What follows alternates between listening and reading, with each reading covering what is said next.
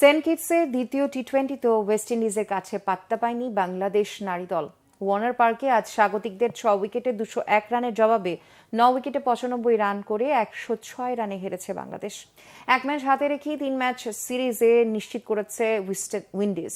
Toss হেরে ব্যাটিংয়ে নেমে দুই ক্যারিবিয়ান ওপেনার কিয়ানা জোসেফ ও হেইলি ম্যাথিউস 33 বলে 53 রান যোগ করেন। অধিনায়ক হেইলি 27, শিমেইন ক্যাম্বেল 11 করে ফেরার পর ডিয়ান্ড্রা ঝড় তোলেন। কিয়েনের 36 বলে 63 ও ডিয়ান্ড্রার 20 বলে 49 রানে 20 ওভারে 6 উইকেট হারিয়ে 201 রানের সংগ্রহ পায় স্বাগতিকরা। নারী আন্তর্জাতিক টি-20 বাংলাদেশের বিপক্ষে কোনো দল এই প্রথম 200 ছাড়ালো। বাংলাদেশের বিপক্ষে আগের সর্বোচ্চ ছিল 189 রান। 2020 টি-20 বিশ্বকাপে যা করেছিল অস্ট্রেলিয়া। ফাহিমা খাতুন 3টি, রাবেয়া 2টি উইকেট নেন।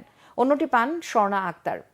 রান তাড়ায় নিয়মিত বিরতিতে উইকেট হারানো বাংলাদেশের হয়ে 25 বলে সর্বোচ্চ 22 রান করেন শারমিন আক্তার। অধিনায়ক নিগার সুলতানা জ্যোতি 10, শোভা আক্তার 16 ও লতা মণ্ডল 13 রান করে 2 অঙ্ক ছুঁয়েছেন।